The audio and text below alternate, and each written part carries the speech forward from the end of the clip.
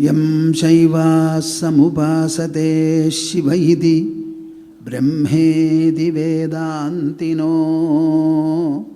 ബൗദ്ധാ ബുദ്ധ ഇതി പ്രമാണപടവഃ കർത്തേതി നൈയായികാഃ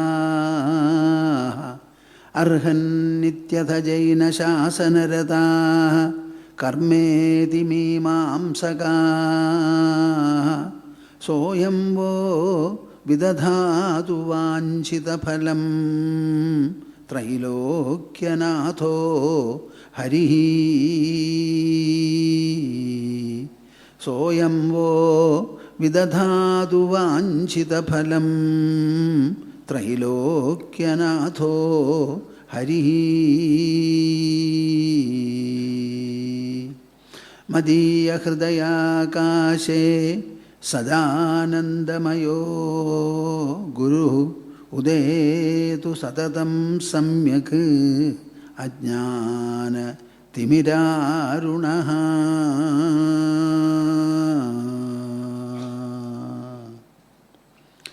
ഹരി ഹരി ഓം തത്സ്. ജയ ഗുരു. 3 തവണ നമുക്ക് എല്ലാവർക്കും കൂടി ഓംകാരം ജപിക്കാം. ഈ സംയുക്ത ധ്വനി ലോകം മുഴുവനും അതിൻ്റെ പ്രസരണങ്ങൾ വ്യാപിപ്പിച്ച് എല്ലാവരെയും അനുഗ്രഹിക്കണം, സമാധാനവും ശാന്തിയും ഉണ്ടാവണം എന്നൊരു സങ്കല്പം നിങ്ങൾക്ക് എല്ലാവർക്കും ഉണ്ടാവട്ടെ. ഹരിഹി ഹരിഹി. കൈകോർത്ത് മടിയിൽ വയ്ക്കൂ. ബുദ്ധിമുട്ടാതെ നിവർന്നിരിക്കുക, കണ്ണടയ്ക്കുക, മനസ്സും വായും തുറന്ന് കൂടെ ജപിക്കുക. ഓ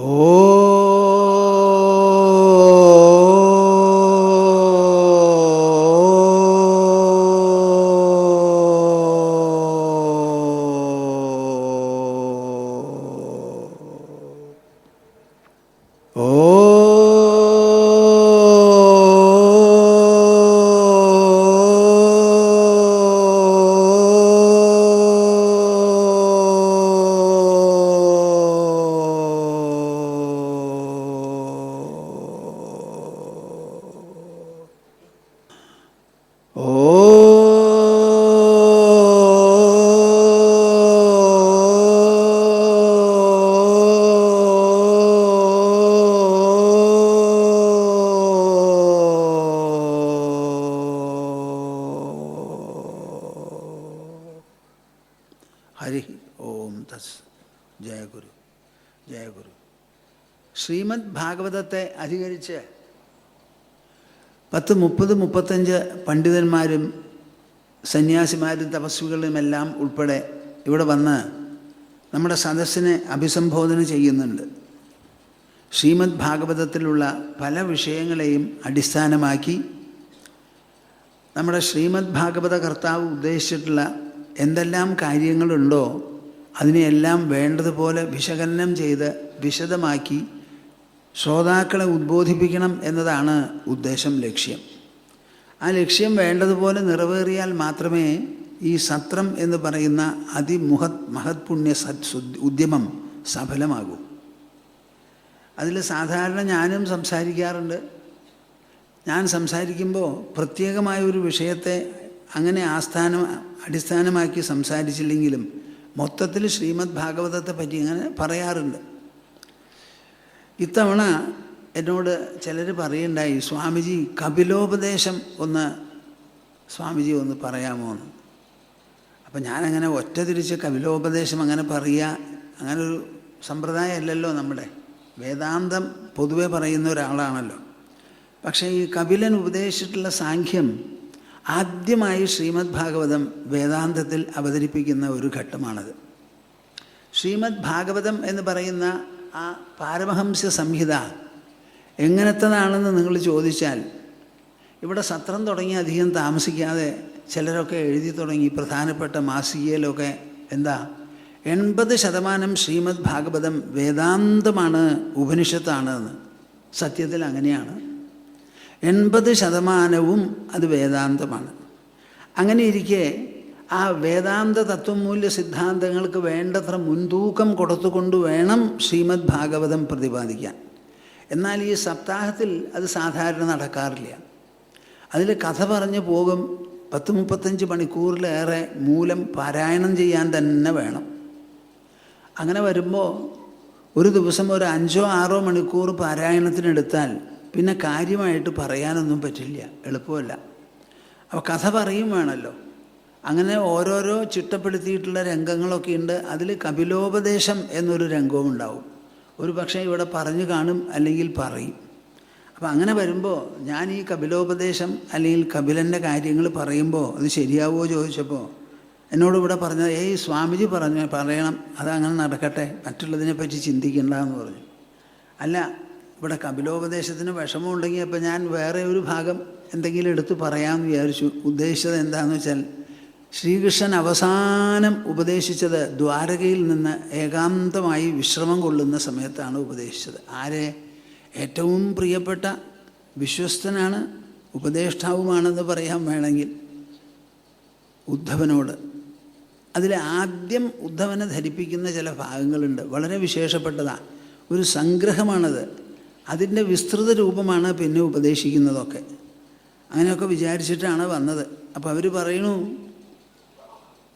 സ്വാമിജി കപിലിൻ്റെ ഭാഗങ്ങളെടുത്ത് എന്തെങ്കിലും പറയുകയാണെങ്കിൽ വളരെ നന്നായിരിക്കുന്നു. അത് ഉദ്ദേശിച്ചിട്ടാണ് ഇപ്പോൾ ഇവിടെ വന്നിരിക്കുന്നത്. ഈ ശ്രീമദ് ഭാഗവതം പല വിധത്തിലുള്ള ഉദാഹരണങ്ങളും ദൃഷ്ടാന്തങ്ങളും നമ്മുടെ മുൻപിൽ വയ്ക്കുന്നുണ്ട്. ഞാൻ എപ്പോഴും പറയും, 3 കുട്ടികളെയാണ് ശ്രീമദ് ഭാഗവതം നമ്മുടെ മുൻപിൽ അവതരിപ്പിക്കുന്നത്. ഒന്ന്, നമ്മുടെ ശമീക മഹർഷിയുടെ മകൻ ശൃംഗി. ആ ശൃംഗി പെട്ടെന്ന് അച്ഛൻ്റെ കഴുത്തിൽ ആരോ ഒരാൾ ചെത്ത പാമ്പിനെ അങ്ങോട്ട് മാലയാക്കി ഇട്ടു എന്നങ്ങോട്ട് കേട്ടപ്പോൾ ദേഷ്യപ്പെട്ട്, ഒരു രാജാവോ ക്ഷത്രിയനോ മാത്രമേ ഇത് ചെയ്യാൻ പറ്റുള്ളൂ, മറ്റുള്ളവരാരും ഇങ്ങനെയുള്ള ഒരു സാഹസം ചെയ്യില്ല. ക്ഷത്രിയൻ്റെ കയ്യിനാണോ ഊക്ക്, അതോ തപസ്വികളായിരിക്കുന്ന ഞങ്ങളെപ്പോലെയുള്ളവരുടെ മനസ്സിനാണോ ഊക്ക് എന്ന് ഞാൻ കാണിച്ചു കൊടുക്കാം എന്ന് പറഞ്ഞ് ഒരു പ്രതികാര ബുദ്ധിയോടുകൂടി ഉടനെ നദിയിലിറങ്ങി കയ്യിൽ വെള്ളമെടുത്ത് ഒരു ശാപം, 7-ാം ദിവസം ജീവിച്ചിരിക്കുന്ന പാമ്പ് വന്ന് കടിച്ച് ആ കടിത്തിയിൽ വെന്ത് വെണ്ണീറാവട്ടെ ആ ആള് എന്ന് പറഞ്ഞൊരു ശാപം കൊടുത്തു. അത് കേട്ടപ്പോൾ ശബീക മഹർഷി പറയുകയാണ്, എൻ്റെ പൊന്നു മോനെ, നീ എന്താ അങ്ങനെ ചെയ്തത്? ചെറിയ ഒരു തെറ്റിന് ഇത്ര വലിയ ശിക്ഷ നീ തല്ലിയില്ലോ. ഇത് തപസ്വികളായിരിക്കുന്ന നമ്മുടെ സംസ്കാരത്തിനോ പാരമ്പര്യത്തിനോ പെരുമാറ്റത്തിനോ ഒന്നിനും ചേരുന്നതല്ല എന്ന് പറഞ്ഞ് മകനെ ഉപദേശിക്കുന്ന ഒരു രംഗത്തോടു കൂടിയാണ് ശ്രീമദ് ഭാഗവതം തുടങ്ങുന്നത്. നിങ്ങൾ ഈ കഥകളൊക്കെ കേൾക്കും, അന്ന് നടന്നു, പരീക്ഷിത്ത് ചെയ്തു, ശപിച്ചു, ശാപമോക്ഷം, അങ്ങനെയൊക്കെ പറയും. നമ്മൾക്ക് അങ്ങനെയല്ല അത് മനസ്സിലാക്കേണ്ടത്. ഒരു ചെറിയ കുട്ടി എന്തെങ്കിലും തെറ്റ് ചെയ്താൽ അതിന് വേണ്ടപ്പെട്ടവരെ അച്ഛനാകട്ടെ അമ്മയാകട്ടെ ആ തെറ്റിനെ എങ്ങനെ നോക്കി കാണണം, ആ കുട്ടിക്ക് തക്കതായ ഒരു തിരുത്ത് എങ്ങനെയാണ് ഉണ്ടാക്കി കൊടുക്കേണ്ടത് എന്നുള്ളതാണ് ശ്രീമദ് ഭാഗവതത്തിലെ പ്രതിപാദ്യം. നമ്മൾ ഈ കഥകളോ പുരാണങ്ങളോ കേൾക്കുന്നുണ്ടെങ്കിൽ എപ്പോഴോ നടന്ന വിഷയങ്ങളാണ്. പക്ഷേ അതിൽ എന്നേക്കുമുള്ള ഒരു തുടർച്ചയുണ്ട്. അതിൽ അച്ഛനമ്മമാരും കുട്ടികളും അന്നുമുണ്ടായിരുന്നു, ഇന്നുമുണ്ടായിരുന്നു. അല്പസ്വല്പം തപസ്വികൾ ഇന്നുമുണ്ട്, അന്നുമുണ്ടായിരുന്നു. ആ തപസ്വി ഹൃദയത്തെ മുൻപിൽ കൊണ്ടുവന്ന് നിർത്തി ആ കുട്ടിയെ ഉപദേശിച്ച രീതിയുണ്ടല്ലോ, ആ രീതി എന്നേക്കും വളർത്തുന്ന അച്ഛനമ്മമാർക്ക് കുട്ടികളെ സംബന്ധിച്ചിടത്തോളം വലിയൊരു മാതൃകയാണ്. നിങ്ങളുടെ കുട്ടികൾ തെറ്റ് ചെയ്യുമ്പോൾ നിങ്ങൾ എന്താണ് ചെയ്യാറുള്ളത്? ആ കുട്ടികളെ എന്താണ് ഉദ്ബോധിപ്പിക്കുക? നമ്മൾ തപസ്വികളല്ലേ, നമ്മൾ സംയമശീലന്മാരല്ലേ? എന്തു തന്നെ വന്നാലും നമ്മുടെ മനസ്സിന് ക്ഷോഭമേൽക്കാൻ പാടുണ്ടോ? ബാക്കിയുള്ളവർ എത്ര കഠിനമായി ഉപദ്രവിച്ചാലും ആ ഉപദ്രവത്തിന് പ്രതികാരത്തിന് നമുക്ക് ശക്തിയുണ്ട്, ആത്മബലമുണ്ട്, തപസ്സുണ്ട് എന്നുണ്ടെങ്കിൽ പോലും നാം അത് സഹിക്കാറാണല്ലോ ഉള്ളത്. എൻ്റെ പൊന്നുകൂട്ട, നമുക്ക് ആത്മാവല്ലേ എല്ലാറ്റിനും പ്രമാണം. അതെല്ലാം സഹിക്കുന്നതാണല്ലോ. ഈ സഹനശക്തി വിട്ടുപോയിക്കൂടാ. എന്തേ നിങ്ങൾക്കിങ്ങനെ അടിതെറ്റിയത്? പരീക്ഷിതിനോ അടിതെറ്റി, എൻ്റെ പൊന്നുമോനെ നിനക്കെന്തിന് അടിതെറ്റിയപ്പാ എന്ന് പറഞ്ഞിട്ടുള്ള ഒരു തിരുത്താണ് നാം അവിടെ കാണുന്നത്. ആദ്യത്തെ കുട്ടിയാണ് നമ്മുടെ മുൻപിൽ ഭാഗവത കർത്താവ് അവതരിപ്പിക്കുന്നത്. അത് കഴിഞ്ഞാൽ പിന്നെ 5 വയസ്സുള്ള ധ്രുവനെയാണ് നമ്മുടെ മുൻപിൽ കൊണ്ടുവന്ന് നിർത്തുന്നത്. അച്ഛനാലും ചെറിയമ്മയാലും കവിഞ്ഞ തോതിൽ അപമാനിക്കപ്പെട്ട ആ കുട്ടി ധ്രുവൻ കരഞ്ഞ് കരഞ്ഞ് അമ്മയുടെ അടുത്ത് പോയപ്പോൾ കെട്ടിപ്പിടിച്ച് ഉമ്മ വെച്ച് തട്ടിത്തലോടി സമാധാനിപ്പിച്ചെങ്കിലും ആ കുട്ടിയെ സത്യം ഉദ്ബോധിപ്പിക്കുക ചെയ്തത് സുനിധി. എന്താ സുനിധി ചെയ്തത്? ഈ രാജധാനിയിൽ നിനക്കൊരിക്കലും നീതി കിട്ടില്ല, എനിക്കുമില്ല നീതി, അമ്മയ്ക്കില്ലാത്ത നീതി മകന് കിട്ടാൻ പോകുന്നുണ്ടോ? അതുകൊണ്ട് നിനക്ക് എന്നേക്കുമായിട്ടുള്ള അച്ഛൻ്റെ മടി കിട്ടാൻ വേണ്ടി നീ തന്നെ മധുവനത്തിൽ പോയി തപസ് ചെയ്ത് മഹാവിഷ്ണുവിനെ തൃപ്തിപ്പെടുത്തൂ എന്ന് പറഞ്ഞ് വളരെ ആത്മവിശ്വാസത്തോടു കൂടി 5 വയസ്സായ കുട്ടിയെ ഒരു തുണയുമില്ല, ആരുമില്ല, കാവലുമില്ല, പറഞ്ഞയച്ചു ആ അമ്മ. ശ്രീമദ് ഭാഗവതം ഭക്തിഗ്രന്ഥമാണ്, ഭഗവത് ഗ്രന്ഥമാണത്. ഭക്തി കൊണ്ട് ഒരു ഭക്തനെ എന്തെല്ലാം നേടിയെടുക്കാൻ പറ്റും, എന്തെങ്കിലും കുറവ് വരുമോ വരില്ലയോ, എല്ലാം തന്നെ പരിഹരിച്ച് മനസ്സിനെ നിറയ്ക്കാനും സമ്പുഷ്ടമാക്കാനും സമ്പന്നമാക്കാനും ധന്യമാക്കാനും സാഫല്യദീപ്തി നിറയ്ക്കാനും ശക്തിയുള്ളതാണോ ഭക്തി, അതോ ഇത് ഒരു ശുഷ്കമായിട്ടുള്ള അനുധാവനമോ എന്ന് വളരെ വ്യക്തമായി എപ്പോഴും പറയുന്നതാണ് ഈ ഗ്രന്ഥം. കുട്ടി ഇടം വലം നോക്കാതെ പോയി കാട്ടിലേക്ക്, പെരുങ്കാട്ടിലേക്ക്. അതിൻ്റെ ഒത്ത നടുവിലായിരുന്നു നമ്മുടെ ധ്രുവൻ്റെ തപസ്. നിങ്ങളാണെങ്കിൽ എന്തു ചെയ്യും? അപമാനിക്കപ്പെട്ട ഒരു കുട്ടിയുടെ മുഖത്ത് നോക്കി നിങ്ങൾ എന്തു ചെയ്യും? പറഞ്ഞയക്കാനുള്ള ഭക്തി നിങ്ങൾക്കുണ്ടോ? ഭഗവത് വിശ്വാസം നിങ്ങൾക്കുണ്ടോ? ഇല്ലെങ്കിൽ എന്തുകൊണ്ടില്ല? ആ അമ്മയ്ക്ക് എങ്ങനെ ഉണ്ടായി? സുനീതി ആവാൻ നിങ്ങൾക്ക് എന്താണ് തടസ്സം? കുട്ടികളെ പെറ്റാൽ മതിയോ, വളർത്തിയാൽ മതിയോ? അവർക്ക് വേണ്ട ഉപദേശം നമ്മൾ നൽകണ്ടേ? ആ ഉപദേശത്തിൽ നമുക്ക് കുട്ടിയെ കൈവിട്ട് കാട്ടിലേക്ക് പറഞ്ഞയക്കേണ്ടി വന്നാൽ പോലും അമ്മ അതിന് തയ്യാറാവണ്ടേ? അമ്മ എന്നുള്ള വാക്കിന് എന്താണ് അർത്ഥം? അച്ഛൻ എന്നുള്ള വാക്കിന് എന്താണ് അർത്ഥം? ഒരു കുട്ടി ജനിച്ചു, വല്ല വിധവും അങ്ങനെ വളർത്തിക്കൊണ്ടുവരികയല്ല. സാമ്പത്തികമായി ഏറ്റക്കുറച്ചിലുകൾ നമുക്കുണ്ടായി എന്ന് വരാം, അത് നമ്മെ ആശ്രയിച്ചിരിക്കുന്നതല്ല. പക്ഷേ മാനസമായിരിക്കുന്ന സമ്പത്തിനോ നിറവിനോ ഒരു കാലത്തും ഒരു കോട്ടവും വരാതെ നോക്കുന്നതിനാണ് ഈ ഭക്തി എന്ന് പറഞ്ഞ പരിശീലനവും പ്രയോഗവും. മഹീയസാ ഭക്തി പ്രയോഗേണ എന്നൊക്കെയാണ് ശ്രീമദ് ഭാഗവതത്തിൻ്റെ പ്രയോഗം. വളരെ പ്രബലമായിരിക്കുന്ന ഭക്തി പ്രയോഗം കൊണ്ട് മനസ്സിന് വേണ്ടതൊക്കെ നേടിയെടുക്കാൻ സാധിക്കും, എടുക്കണം എന്നാണ് പറയുന്നത്. അപ്പോൾ ഭക്തി എന്ന് പറഞ്ഞാൽ ഒരു വലിയ മെഷീനാണ്, ഡ്രില്ലിംഗ് മെഷീൻ. ആ മെഷീൻ കൊണ്ട് മനസ്സിനെ ഡ്രില്ല് ചെയ്ത് അതിന് വേണ്ട ഗുണങ്ങൾ മുഴുവനും അതിൽ നിറയ്ക്കാൻ നമുക്ക് സാധിക്കും. അത്യന്തം പ്രബലമാണ് ഭക്തി പ്രയോഗം. ഇനി ഒരു കുട്ടിയെ നമ്മൾ കാണുന്നത് പ്രഹ്ലാദനെയാണ്. ഇങ്ങനെ കയറി വരുന്നതാണ് അവരുടെ ദൃഷ്ടാന്തങ്ങൾ. സ്വന്തം അച്ഛൻ തന്നെ വാളൂരി കഴുത്ത് വെട്ടാൻ പുറപ്പെട്ട് കഴിഞ്ഞു, ഒരടി വെച്ചു, ഇനി കഴുത്ത് വെട്ടലേ ബാക്കിയുള്ളൂ. അത്രയും ആയപ്പോഴും ആ അച്ഛന് കഴുത്ത് വെട്ടാൻ കഴിഞ്ഞില്ല. അദൃശ്യമായിരിക്കുന്ന ഹസ്തങ്ങൾ അവിടെ ഇടപെട്ട് മകൻ്റെ നേരെ എടുത്തു വെച്ച കാല് തൂണിൻ്റെ നേരെ തിരിഞ്ഞു. എന്നിട്ടൊരു ഇടി അങ്ങോട്ട് കൊടുത്തപ്പോഴാണ് കടകടാന്നൊരു ശബ്ദത്തോടു കൂടി അവിടുന്ന് പുറപ്പെട്ടത്. അന്നേ വരെ കണ്ടിട്ടില്ലാത്ത അദൃശ്യ രൂപം. ന മൃഗം ന മാനുഷം എന്നൊക്കെയാണ്. അദൃശ്യതാദ്യദ്ഭുതരൂപമുദ്വഹൻ സ്തംഭേ സഭായാം ന മൃഗം ന മാനുഷം സത്യം വിധാതും നിജഭൃത്യഭാഷിതം വ്യാപ്തിം ച ഭൂതേഷ്വഖിലേഷു ച ആത്മനഃ. കേൾക്കുന്നുണ്ടാവും നിങ്ങൾ? സത്യം വിധാതും നിജഭൃത്യഭാഷിതം. എവിടെയാടാ നിൻ്റെ ബലം? ഏത് ബലം ആശ്രയിച്ചിട്ടാണ് നീ എന്നോട് ഇത്രയധികം ധിക്കാരം കാണിക്കുന്നത്? എൻ്റെ പൊന്നച്ഛ, ബലമെല്ലാം കൂടി ഒന്നേ ഉള്ളൂ ഈ ലോകത്തിൽ. ഇവിടെ ഇന്ദ്രനും ചന്ദ്രനും ദിക്പാലന്മാർക്കും എല്ലാവർക്കും അങ്ങയ്ക്ക് പോലും ബലമായിട്ടുള്ളത് ഒന്നേ ഉള്ളൂ, അതാണ് ശ്രീഹരി. എവിടെയാ നിൻ്റെ ശ്രീഹരി? എല്ലായിടത്തുമുണ്ട്. എന്നാൽ ഈ തൂണിലുണ്ടോ എന്നുള്ളൊരു ചോദ്യമാണ്. എല്ലാ കൊല്ലവും ഇവിടെ തൂണുണ്ടായിരുന്നു, ഈ കൊല്ലം അതുമില്ല. തൂണുണ്ടോ എന്ന് ചോദിച്ചപ്പോൾ ഇല്ല, ഉണ്ട് എന്നാണ് പറഞ്ഞത്. തൂണിൽ ഉണ്ടോ ചോദിച്ചപ്പോൾ ഒരു സംശയവും കൂടാതെ 7 വയസ്സായ കുട്ടി നിസ്സംശയം പറഞ്ഞു, എൻ്റെ ശ്രീഹരി എല്ലായിടത്തുമുണ്ട്, തൂണിലുമുണ്ടെന്ന്. 70കാരുണ്ടാവും ഈ സദസ്സിൽ. നിങ്ങൾ പറയുമോ എത്ര കാലം ഈ പുഷ്പിടാൻ തുടങ്ങിയിട്ട്, കുറുതൊറാൻ തുടങ്ങിയിട്ട്, ക്ഷേത്രത്തിൽ പോകാൻ തുടങ്ങിയിട്ട്, രാമരാമ കൃഷ്ണ കൃഷ്ണ പറയാൻ വയ്യാൻ്റെ ആയി നാവിനും താടിക്കുമൊക്കെ. അപ്പോഴും ആ കുട്ടി പറഞ്ഞ വാക്ക് നമുക്ക് പറയാൻ പറ്റുന്നില്ല. ഇങ്ങനെയുള്ള ദൃഷ്ടാന്തങ്ങൾ കൊണ്ടു തന്ന് വായിക്കുന്നവരെയും കേൾക്കുന്നവരെയും നിർബന്ധിക്കുന്നു ശ്രീമദ് ഭാഗവതം.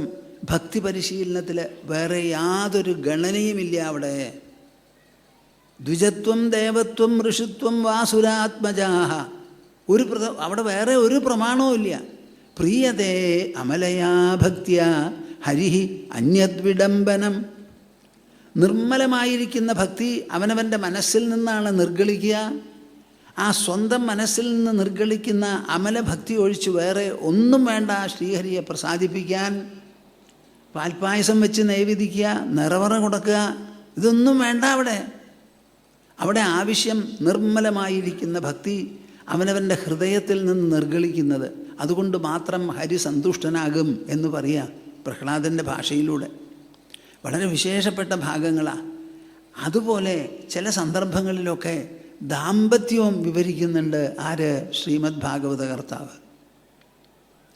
വളരെ വിശേഷപ്പെട്ട വർണ്ണനകളൊക്കെയാണ്. ഈ കപിലവാസുദേവനെ നമ്മൾ കണ്ടുമുട്ടുന്നത് അങ്ങനെ ഒരു ദാമ്പത്യത്തിൻ്റെ പിന്നിലാണ്. നിങ്ങളെല്ലാവരും കല്യാണം കഴിച്ചിട്ടുണ്ടാവും, അല്ലെങ്കിൽ കഴിക്കും. കല്യാണം എന്നും ഒരാവശ്യമാണ്. വിവാഹം, നമ്മളൊക്കെ ജനിച്ചത് അച്ഛനമ്മമാർ വിവാഹം കഴിച്ചതിൻ്റെ പരിണത ഫലമായിട്ടാണ്. അവരുടെ സ്ഥാനം പിടിക്കാൻ 2 കുട്ടികൾ വേറെ വേണമെങ്കിൽ അവർ ദാമ്പത്യ രൂപത്തിൽ ബന്ധപ്പെടണം, ദാമ്പത്യ പ്രക്രിയയിലും ഏർപ്പെടണം. അപ്പോഴേ ഗർഭാധാനമുണ്ടായി ഒരു കുട്ടിയൊക്കെ ജനിക്കുക അത് സാധ്യമാവുള്ളൂ. അപ്പോൾ ഒരിക്കലും നമ്മൾ ഗൃഹജീവിതത്തെയോ ഗൃഹസ്ഥധർമ്മത്തെയോ ദാമ്പത്യ ജീവിതത്തെയോ ധിക്കരിക്കരുത്, അതിൻ്റെ പ്രാധാന്യം ചുരുക്കി കാട്ടരുത്. പക്ഷേ ഈ ഗൃഹസ്ഥാശ്രമം എങ്ങനെ നയിക്കണം എന്നുള്ളതാണ് മനസ്സിലാക്കേണ്ടത്. ഗൃഹസ്ഥനായതുകൊണ്ട് എല്ലാം ചെയ്യാം എന്നർത്ഥമില്ല. ഒരു ബ്രഹ്മചാരി എങ്ങനെയോ അതുപോലെ തന്നെയാണ് ഗൃഹസ്ഥൻ. ബ്രഹ്മചാരി ഒറ്റയായിരുന്നു, ഗൃഹസ്ഥരായിരിക്കുമ്പോൾ അവർ 2 ആൾ കൂടി ഒരുമിച്ചിരിക്കണു എന്നർത്ഥം. അവരവരുടെ മനസ്സുകൾ തമ്മിൽ പറഞ്ഞ് മനസ്സിലാക്കി ഉള്ളതും ഇല്ലാത്തതും എല്ലാം വേണ്ടതുപോലെ മനസ്സിലാക്കാൻ സാധിക്കണം.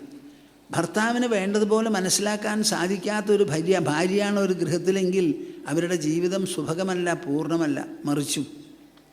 അപ്പോൾ ഹൃദയം തുറന്ന് അന്യോന്യം വിനിമയം ചെയ്ത് പങ്കിട്ട് നമ്മുടെ മനസ്സിലുള്ള അശുദ്ധികളെല്ലാം നീക്കി ശുദ്ധസമ്പന്നരായി തീരാനുള്ളതാണ് ഈ ഗൃഹസ്ഥ ജീവിതം, ഗാർഹസ്ഥ്യം എന്ന് പറഞ്ഞാൽ.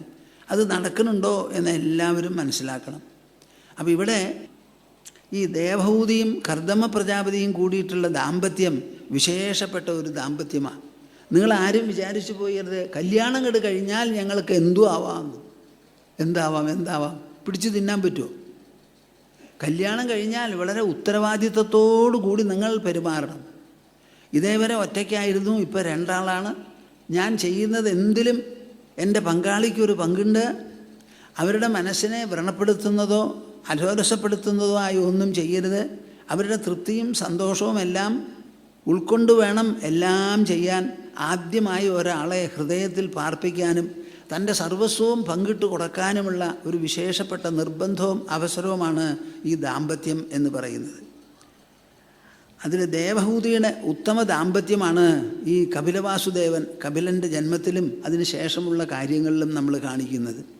അങ്ങനെ ഈ ഗൃഹസ്ഥാശ്രമം നിങ്ങൾ എത്ര കാലം നയിക്കും എന്നുള്ളതാണ്.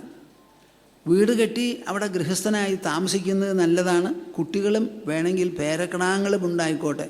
അത് കഴിഞ്ഞാൽ നിങ്ങൾ ഗൃഹത്തിൽ തന്നെ വീണ് മരിച്ചോളണം എന്നില്ല. ഗൃഹത്തിൽ നിന്ന് പുറത്തു കിടക്കണം. അതാണ് ഈ വാനപ്രസ്ഥം എന്ന് പറയുന്നത്. അത് വേണ്ടതുപോലെ നയിക്കാൻ സാധിച്ചാൽ പിന്നെ അവസാനത്തതാണ് സന്യാസം എന്ന് പറയുന്ന ആശ്രമം. അത് നിങ്ങളാരും കൊള്ളുന്നില്ലെങ്കിൽ പിന്നെ ആരാ കൊള്ളുക? അതേ സന്യാസം, അതേ എനിക്കുള്ളതല്ല, പിന്നെ ആർക്കാ? നരിക്കും പൂച്ചയ്ക്കും സിംഹത്തിനുമുള്ളതാണോ സന്യാസം? നിങ്ങൾക്കുള്ളതാണത്. സന്യാസം സ്വീകരിക്കാത്ത ഗൃഹസ്ഥന്മാരല്ല. പകുതി ജീവിതമേ നിങ്ങൾ നയിക്കുന്നുള്ളൂ. പകുതി ജീവിതം. മനുഷ്യൻ്റെ പകുതി ജീവിതം വാനപ്രസ്ഥത്തിലും സന്യാസത്തിലുമാണ്. ഒരു മനുഷ്യൻ്റെ ആയുസ് 120 വയസ്സാണ് പറയുന്നത്. അതിൽ പരമാവധി 60 വയസ്സ് വരെ നിങ്ങൾ വീട്ടിലിരുന്നോളൂ. 60 കഴിഞ്ഞാൽ പിന്നെ വീട് വിടണം. വീട് വിട്ടിട്ട് 2 ഘട്ടങ്ങളാണ്. ഒന്ന് വാനപ്രസ്ഥ ജീവിതം, അത് വേണ്ടതുപോലെ നയിക്കാൻ സാധിച്ചാൽ അവസാനം എല്ലാവർക്കും അഭയവും ആശ്രയവും നൽകുന്ന സന്യാസനിഷ്ഠ, അതാണ് നമുക്ക് വേണ്ടത്. നിങ്ങളത് എന്തോന്ന് വിചാരിച്ചിരുന്നാൽ ഞാൻ സമ്മതിക്കില്ല. ആർക്കെടുക്കാനാ ഈ ആശ്രമം? ഞാനൊന്ന് കേൾക്കട്ടെ എന്താണ്. ഇവിടെയാണ് നമ്മുടെ പുരുഷോത്തമ സ്വാമിജിയും മാതാജിയും ഉണ്ടല്ലോ, അവരുടെ ഒരു വിശേഷം. ആ ജീവിതം പ്രത്യേകിച്ച് അന്വേഷിച്ച് കണ്ടുപിടിക്കേണ്ട ഒരു ജീവിതമാണ്. 3 കുട്ടികളെ സ്കൂളിൽ പഠിക്കുന്ന സമയത്താണ് പുരുഷോത്തമ സ്വാമിജി, നിങ്ങൾ സന്യസിക്കാനാണ് തീരുമാനിച്ചതെന്നുണ്ടെങ്കിൽ ഞാനും സന്യസിക്കാൻ പോവാണ്. എനിക്ക് നമ്മുടെ ഈ കളം കൃഷിയും കാര്യങ്ങളും ഒന്നും വേണ്ട. എനിക്ക് 3 കുട്ടികളുണ്ട് എന്നുള്ളത് ശരി, അവരുടെ ചുമതല ഞാൻ വിടില്ല എന്നുള്ളതും ശരി. പക്ഷേ ഞാനും ഇതേ മാർഗത്തിൽ നിങ്ങൾ ഉദ്ദേശിക്കുന്നതിനേക്കാൾ ഏറെ സഞ്ചരിക്കാനും പോകാനും തയ്യാറാണ് എന്ന് പറഞ്ഞ് എനിക്ക് കൽക്കട്ടയിലേക്കാണ് എഴുതിയത് അദ്ദേഹം. ആ എഴുത്തിൽ എഴുതിയിട്ടുള്ള വരികൾ പരിപൂർണമായി അർത്ഥവത്താക്കുന്ന വിധത്തിലായിരുന്നു അദ്ദേഹത്തിൻ്റെ അനന്തര നടപടികൾ. അങ്ങനെ പുരുഷോത്തമ സ്വാമിജി, അന്ന് പുരുഷോത്തമ സ്വാമിജി അല്ലല്ലോ, അദ്ദേഹം സന്യസിക്കണമെന്ന് തീരുമാനിച്ചപ്പോൾ അദ്ദേഹത്തിൻ്റെ അന്നത്തെ ധർമ്മപത്നി ഇടം വലം നോക്കാതെ ഞാനും അതേ മാർഗത്തിലാണെന്ന്, അന്നേ വരെ സ്വഭർത്താവിൻ്റെ കൂടെ ഒരു നിഴൽ പോലെ നടക്കാൻ വ്രതത്തോടു കൂടിയാണ് ഒരു സ്ത്രീ കല്യാണം കഴിക്കുന്നത്. ആ സ്വഭാവം ഭർത്താവ് സന്യസിക്കാൻ പോകണമെന്ന് കേട്ടപ്പോൾ അവരതേ രൂപത്തിൽ അതിൻ്റെ പിന്നാലെ ഞാനുമുണ്ട് എന്ന് പറഞ്ഞ് സന്യസിച്ചതാണ്. ഈ 3 കുട്ടികൾ എങ്ങനെയാണ് പഠിച്ചത്? അവർക്ക് പഠിപ്പിലൊരു കുറവും വന്നിട്ടില്ല, വളർച്ചയിലും ഒരു കുറവും വന്നിട്ടില്ല. വിവാഹവും അതാത് കാലത്ത് നടന്നു. ഒരു പെൺകുട്ടി അമേരിക്കയിലാണ്, അമേരിക്കക്കാരി ആയിക്കഴിഞ്ഞു അവൾ. പിന്നെ ഒരു കുട്ടി ഇന്നിവിടെ ഉണ്ട്, രുക്മിണി വന്നിട്ടുണ്ട്, ഇവിടെ എറണാകുളത്താണ്. രാജൻ സാധു പത്മനാഭൻ നിങ്ങൾക്ക് അറിയാമല്ലോ, അദ്ദേഹമാണല്ലോ ഇതൊക്കെ നടത്തുന്നത്. ഈ 3 കുട്ടികളും ഇതെങ്ങനെ സാധിച്ചു? അവിടെയാണ് ഈ പുരുഷോത്തമ സ്വാമിജിയുടെ വിശേഷപ്പെട്ട ഒരു വൈഭവം നമുക്ക് കാണാൻ പറ്റുന്നത്. നിങ്ങൾ വിചാരിക്കും കുടുംബവും കുട്ടികളും പരാധീനതയും ഒക്കെ ഉള്ളപ്പോൾ എങ്ങനെ സന്യസിക്കാം എന്നൊരു ചോദ്യം. സന്യസിക്കാം. സരക്ഷിത രക്ഷതി യോഹി ഗർഭേ. ഗർഭത്തിൽ രക്ഷിച്ചത് ആരോ ആ ആൾ തന്നെയാണ് പുറത്തു വന്നാലും രക്ഷിക്കുന്നത് എന്ന് ശ്രീമദ് ഭാഗവതം ഉറച്ച സ്വരത്തിൽ ഉദ്ഘോഷിക്കുന്നു. അതിവിടെ വളരെ അന്വർത്ഥമാണ്. അപ്പോൾ ആരും വിചാരിക്കരുത് ഗൃഹസ്ഥ ജീവിതം കൊണ്ട് നമ്മുടെ ജീവിതം സഫലമായി എന്ന്. എല്ലാവർക്കും വിചാരം ചാവുന്ന സമയത്ത് ഇത്തിരി വെള്ളം തരണ്ടേ, എന്തെങ്കിലും ഒന്നും ഊട്ടണ്ടേ, ഒരു ശ്രാദ്ധം എന്നുള്ള പേരിൽ. ശ്രാദ്ധം വേണ്ട എന്നുള്ളൊരു നിലയെത്താൻ തക്ക വിധത്തിൽ നിങ്ങൾ ആത്മജ്ഞാനം നേടിയെടുക്കണം. ഇപ്പോൾ സന്യാസിമാർക്കൊക്കെ ശ്രാദ്ധം ഉണ്ടോ? ഇപ്പോൾ പുരുഷോത്തമ സ്വാമിജിക്ക് ആരെങ്കിലും ശ്രാദ്ധം കൂട്ടുന്നുണ്ടോ? മാതാജിക്ക് ശ്രാദ്ധം കൂട്ടുന്നുണ്ടോ? ഒന്നുമില്ലല്ലോ. പലർക്കുള്ള അഭിപ്രായം മരിച്ചു പോയാൽ ശ്രാദ്ധം കൂട്ടണ്ടേ, പിണ്ടം വയ്ക്കണ്ടേ എന്ന്. പിണ്ടം വയ്ക്കാനുള്ള ആവശ്യമേ ഇല്ലാതെയാവുകയാണ് സന്യാസത്തിൽ. അപ്പം അതൊക്കെ നല്ല പോലെ മനസ്സിലാക്കേണ്ടതാണ്. അപ്പോൾ ഈ ദേവഹൂതിയുടെ ദാമ്പത്യം വളരെ വിശേഷപ്പെട്ടതൊന്നാണ്. കർദമ പ്രജാപതി വളരെയധികം തപസ്സോടുകൂടി കഴിഞ്ഞുകൂടിക്കൊണ്ടിരുന്ന ഒരാളാണ്. ഈ തപസ് എന്ന് പറയുമ്പോൾ നിങ്ങളുടെ മനസ്സിൽ ശരിയായൊരു ധാരണ വന്നിട്ടുണ്ടോ എന്ന് എനിക്കറിയില്ല. തപസ് എന്ന് പറഞ്ഞാൽ എന്താ? നമ്മുടെ ശരീരം കൊണ്ടും മനസ്സുകൊണ്ടും ബുദ്ധി കൊണ്ടും മാത്രം ചെയ്യുന്ന അനുഷ്ഠാനമാണ് ഈ തപസ്. ആ തപസ്സിൽ പിന്നെ വേറെ ഘടകങ്ങളൊന്നും ഉണ്ടാവരുത്. വെളുപ്പാൻ കാലത്ത് നേരത്തെ എണീറ്റ് വന്ന് കുളിച്ചു, കുളത്തിലാണെങ്കിൽ അല്ല വീട്ടിലാണെങ്കിൽ കുളിച്ചു. സൂര്യൻ ഉദിക്കുന്നതിന് മുൻപ് തന്നെ എണീറ്റ് കുളിക്കാൻ സാധിച്ചു എന്നുണ്ടെങ്കിൽ പ്രതിദിനം നിങ്ങൾ ചെയ്യുമ്പോൾ അതൊരു തപസ്സായി. എന്നും ഞാൻ ക്ഷേത്രത്തിൽ പോയി തൊഴുത് പ്രദക്ഷിണം വെച്ച് നമസ്കരിച്ച് പ്രസാദം മേടിച്ച് തൊട്ടുവരും എന്നൊരു തീരുമാനമെടുത്ത് മുടങ്ങാതെ നടക്കുകയാണെങ്കിൽ അതൊരു തപസ്സായി. തപസ് എന്ന് പറഞ്ഞാൽ നമ്മുടെ ശരീരവും മനസ്സും ബുദ്ധിയും ഉപയോഗിച്ച് സ്വയം ചെയ്യുന്നൊരു കാര്യം നമ്മുടെ വ്യക്തിത്വത്തിൽ മാത്രം ഒതുങ്ങി നിൽക്കുന്നതാണ്. ഒരു കാലത്തും ഞാൻ പൊളി പറയില്ല എന്ന് പറഞ്ഞ് സത്യം മാത്രം പറയുകയാണെങ്കിൽ അതും ഒരു തപസ്സാണ്. പഴയ കാലത്ത് അതിഥി സത്കാരം സ്വീകരിച്ചിട്ടുള്ള ചിലരുണ്ടായിരുന്നു. ആരെങ്കിലും വീട്ടിൽ വന്ന് അവർക്ക് ഭക്ഷണം കൊടുത്തിട്ടേ താൻ ഭക്ഷണം കഴിക്കുള്ളൂ എന്നുള്ള തരത്തിൽ പഴയ കാലത്ത് അതിഥി സത്കാരം ഒരു പൂർണ്ണ വ്രതമായി സ്വീകരിച്ച പല വിശിഷ്ട വ്യക്തികളും ഉണ്ടായിരുന്നു. ഇന്നിപ്പോൾ അതേമാതിരിയുള്ള ഒരു സാഹചര്യം ഇല്ല നമുക്ക്. അവർ വഴിയിൽ ചെന്ന് നിൽക്കും, വഴി കൂടി പോകുന്നവരെ ആരെങ്കിലും വിളിച്ചു കൊണ്ടുവരും. അവർക്ക് ഭക്ഷണം കൊടുത്തിട്ടേ താൻ ഭക്ഷണം കഴിക്കുള്ളൂ എന്നുള്ള വ്രതക്കാരൊക്കെ നമ്മുടെ രാജ്യത്തിൽ ഉണ്ടായിട്ടുണ്ട്.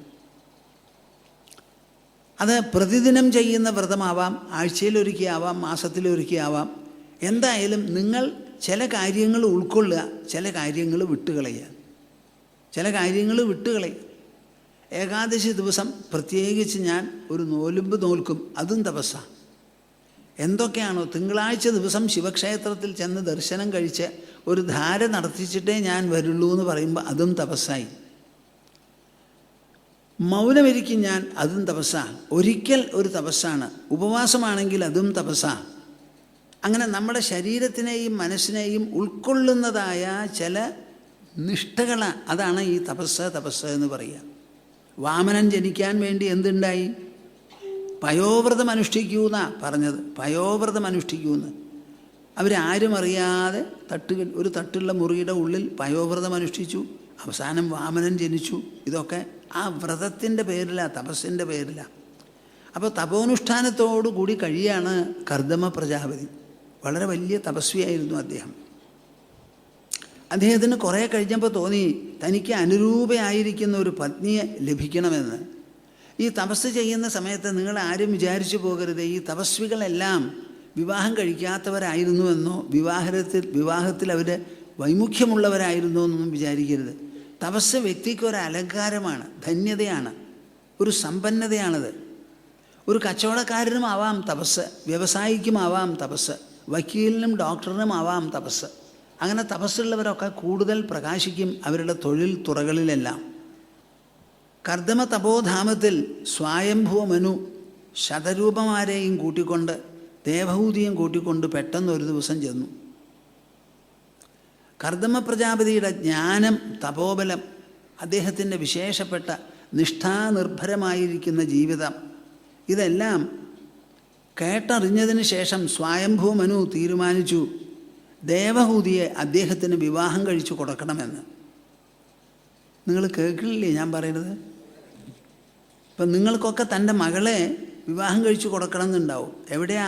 അമേരിക്കയിലാണോ ഉദ്യോഗം? എന്നാ കൊടുക്കാമെന്നാണ്. എന്താ പഠിച്ചിരിക്കണേ? MBA അല്ലേ എന്നൊക്കെ ചോദിക്കുന്ന ആൾക്കാരുണ്ട്. അത് ഇന്നത്തെ സമ്പ്രദായം. അദ്ദേഹത്തിന് എന്താ തോന്നിയത്? നല്ല തപോനിഷ്ഠൻ, തപസ്സമ്പന്നനായ ഒരാൾക്ക് മകളെ കല്യാണം കഴിച്ചു കൊടുക്കണം. ഈ തപസ്സുണ്ട് എന്ന് പറഞ്ഞതുകൊണ്ട് ബാക്കിയൊന്നും ഇല്ല എന്നർത്ഥമില്ല. തപസ്സാണ് അവിടെ പ്രധാനം.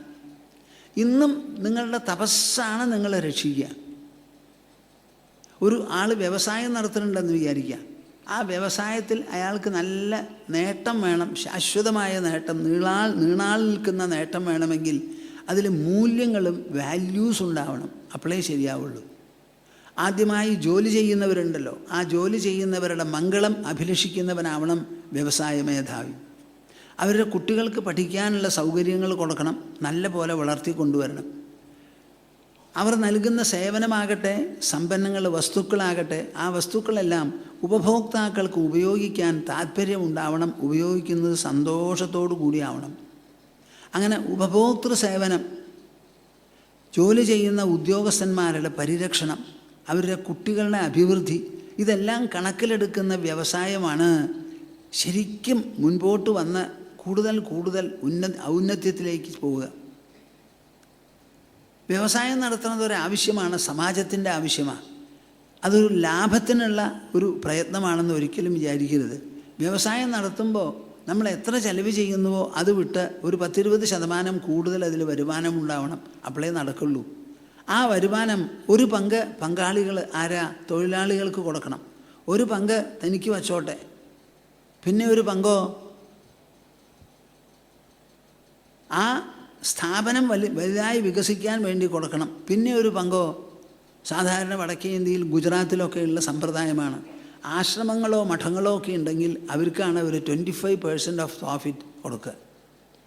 അവരുടെ ഒരു നിർബന്ധം അത്. അങ്ങനെയുള്ള ചില വ്രതങ്ങൾ ഉണ്ടാവുമ്പോൾ എന്തുവരും? ആ വ്യവസായങ്ങളൊക്കെ വളരെ നന്നായി ശോഭനമായി നടക്കും. വളരെ വിശേഷപ്പെട്ടതാണ്. നാരദ മഹർഷി ഈ കർദമ പ്രജാപതിയുടെ തപസ്സും അദ്ദേഹത്തിൻ്റെ യോഗ്യതകളുമെല്ലാം വിവരിച്ച് കേട്ടപ്പോൾ നമ്മളുടെ മകളുണ്ടല്ലോ, ആര്? ദേവഹൂതിയുടെ മനസ്സിലും ഈ കർദമ പ്രജാപതിയോട് വിവാഹ സംബന്ധമായ ഒരു ആകർഷണമുണ്ടായി.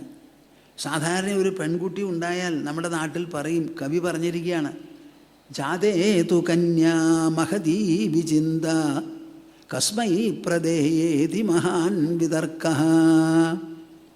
ദത്താസുഖം യാസ്യതി വാനവേദി കന്യാപിതൃത്വം ഖലു നാമ കഷ്ടം. ഒരു പെൺകുട്ടിക്ക് അച്ഛനായിരിക്കുക എന്ന് പറഞ്ഞാൽ ആവലാതിക്ക് വിധേയനാവുക എന്ന അർത്ഥം. പെൺകുട്ടി ജനിച്ചാൽ തുടങ്ങും ഈ കുട്ടിയെ വേണ്ടതുപോലെ വളർത്തണമല്ലോ. ഇന്നത്തെ കാലത്ത് വളർത്തുന്നത് ബുദ്ധിമുട്ടുള്ളതുമാണ്. എവിടെ നോക്കിയാലും ഉപദ്രവങ്ങളാണ്. അപ്പോൾ അപകടം വരാതെ നല്ല പോലെ വളർത്തി കൊണ്ടുവരണമല്ലോ എന്നുള്ളൊരു ആവലാതി, ഉത്കണ്ഠയേക്കാൾ അതും ഏറെ ആവലാതിയാണ്. അങ്ങനെ വളർത്തിക്കൊണ്ടുവരും. എന്താ, ആർക്കാ കൊടുക്കുക? കൊടുത്താൽ ഇവൾ സുഖമായിട്ട് ഇരിക്കുമോ എന്നിങ്ങനെ ആലോചിച്ച് കന്യാപിതൃത്വം ഖലു നാമ കഷ്ടം. ഒരു പെൺകുട്ടിക്ക് അച്ഛനായിരിക്കുക എന്ന് പറഞ്ഞാൽ അത് ഇത്തിരി കഷ്ടമുള്ള കാര്യമാണെന്നാണ് കവി പറയണത്. അപ്പോൾ ഈ ദേവഹൂതിയെ വേണ്ടതുപോലെ കല്യാണം കഴിച്ച് കൊടുക്കണമല്ലോ എന്നുള്ളൊരു വിചാരം സ്വയംഭുവ മനുവിന് വല്ലാത്തൊരു ആവലാതിയായി. പലയിടങ്ങളിലും പോയി പലരെയും കുറിച്ച് അന്വേഷിച്ച് നോക്കി, ഒന്നും പ്രയോജനമുണ്ടായില്ല. അവസാനം വന്നതാണ് കർദമ പ്രജാപതിയുടെ അടുക്കലേക്ക്. ശതരൂപന്മാരെയും മകളെയും കൂട്ടിക്കൊണ്ടുവന്നു. എന്നിട്ട് കണ്ട് നല്ല പോലെ മനസ്സിലാക്കി ആ കുട്ടി അവിടെ ഏൽപ്പിച്ച് അങ്ങോട്ട് പോവേ. ആ പോകുന്ന സമയത്ത് വിവാഹിതയായി പറഞ്ഞു കൊടുത്തിട്ട് പോവാണല്ലോ. അപ്പോൾ അച്ഛനും മകളും ഒക്കെ കെട്ടിപ്പിടിച്ച് വല്ലാതെ അദ്ദേഹം കരഞ്ഞ കണ്ണീര് കൊണ്ട് ഈ മകളുടെ തലമുടി ആകെ നനഞ്ഞു എന്നാണ് പറയണത്. അത്രയ്ക്കധികം വൈകാരികമായ പ്രതികരണമുണ്ടായി. അവർ പോയി. പിന്നെ ദേവഹൂതി കർദമ പ്രജാപതിയോടുകൂടി അവരുടെ ജീവിതം ആരംഭിക്കുകയാണല്ലോ. ഇന്നത്തെ മാതിരി വലിയ കയമായിട്ട് സദ്യയൊക്കെ 1000 1500 ആൾക്കാർക്ക് ബുക്ക് ചെയ്ത് അങ്ങനെയൊന്നുമല്ല.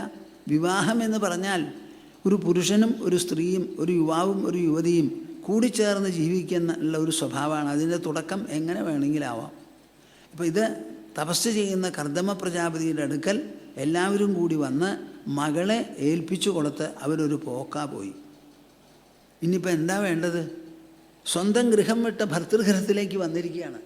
അവിടെ നിന്ന് അങ്ങോട്ട് ആ വന്ന പെൺകുട്ടിയെ വേണ്ടതുപോലെ നോക്കേണ്ടത് ഭർത്താവിൻ്റെ ചുമതലയാണ്.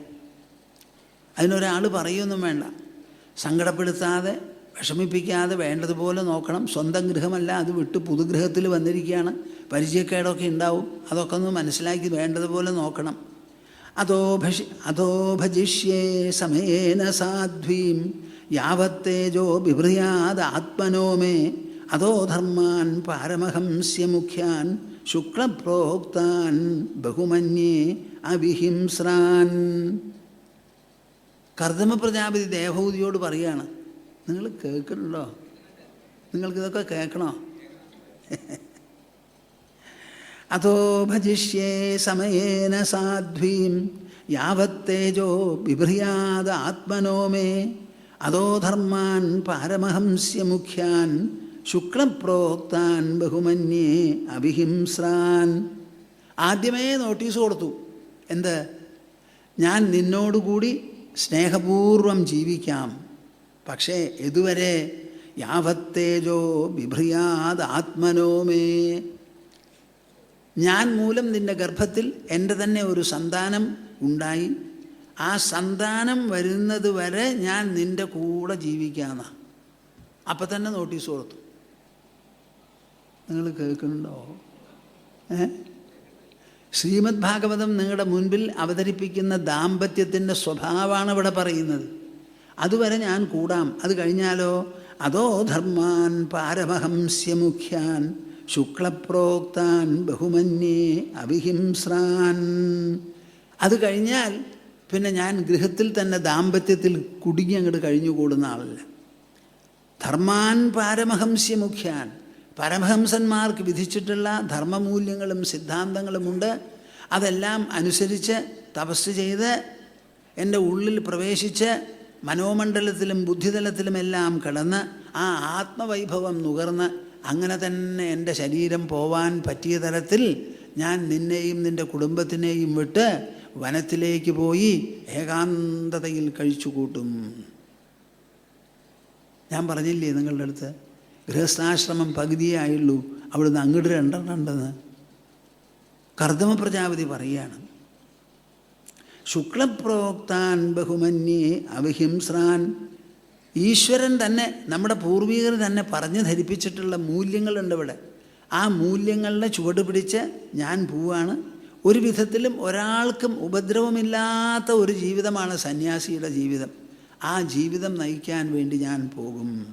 യതോ അഭവത് വിശ്വമിദം വിചിത്രം സംസ്ഥാസ്യതേ യത്ര ച വാ അവതിഷ്ഠതേ പ്രജാപതീനാം പതിരേഷ മഹ്യം പരം പ്രമാണം ഭഗവാൻ അനന്തഃ. യതോ ഭവത് വിശ്വമിദം വിചിത്രം സംസ്ഥാസ്യതേ യത്ര ച വാവതിഷ്ഠതേ പ്രജാപതീനാം പതിരേഷ മഹ്യം പരം പ്രമാണം ഭഗവാൻ അനന്തഃ. വിവാഹിതരായിരിക്കുന്ന നിങ്ങൾ ഞാൻ ഈ പറയണത് എങ്ങനെ കേൾക്കണമെന്നൊന്ന് എന്നോട് പറയണം, ഞാൻ ഇവിടുന്ന് ഇറങ്ങി വരുമ്പോൾ കേട്ടോ. യതോ അഭവത് വിശ്വമിദം വിചിത്രം. എന്തിനാ അങ്ങനെ പോണത്? എന്നെ കല്യാണം കഴിച്ചാൽ നമുക്ക് രണ്ടാൾക്കും കൂടി ഇരിക്കുക. എന്നിട്ട് പോണ ചോദ്യം വരുന്നുണ്ടോ എന്ന് ചോദിച്ചാൽ വരുന്നുണ്ട്. എന്താ കാരണം? യതോ അഭവത് വിശ്വമിദം വിചിത്രം. ഈ വിശ്വം മുഴുവൻ എങ്ങനെയാണ്, എവിടുന്നാണ് ഉണ്ടായത്? സംസ്ഥാസ്യതേ യത്ര ച വാ അവതിഷ്ഠതേ. ഇതെവിടെയാണ് നിൽക്കുന്നത്? നിങ്ങൾക്ക് മനസ്സിലാവുന്നുണ്ടോ പറയുന്നത്? ഇപ്പം നിങ്ങളെല്ലാവരും ഇവിടെ ഇരിക്കണോ? എവിടെയാ സത്രശാല? ഈ സത്രശാല എന്ന് പറയുന്നത് എന്താ? പാർലിക്കാട് എന്ന് പറയുന്ന ഗ്രാമത്തിൽ പണ്ട് അരിക്കണ്ടമായിരുന്ന ഒരു സ്ഥലമാണ്. തച്ചനാത്തുകാവ് ക്ഷേത്രത്തോട് അനുബന്ധിച്ച് കിടക്കുന്നത്.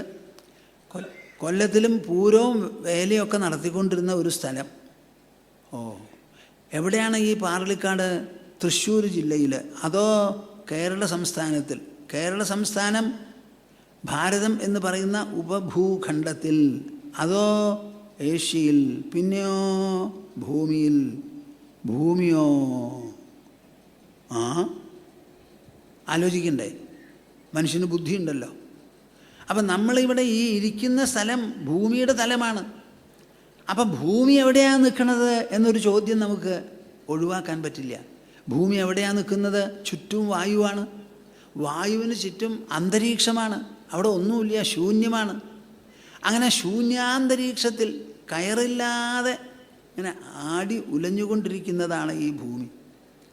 ഇങ്ങനെ എമ്പാടും അളവില്ലാതെ, അതിർത്തിയില്ലാതെ, ഒരു തരത്തിലും ഗണിച്ച് നിരൂപിക്കാൻ പറ്റാത്ത വിധത്തിൽ നമ്മുടെ മുൻപിൽ ഇങ്ങനെ പ്രതിഭാസിക്കുന്ന പ്രപഞ്ചമുണ്ടല്ലോ.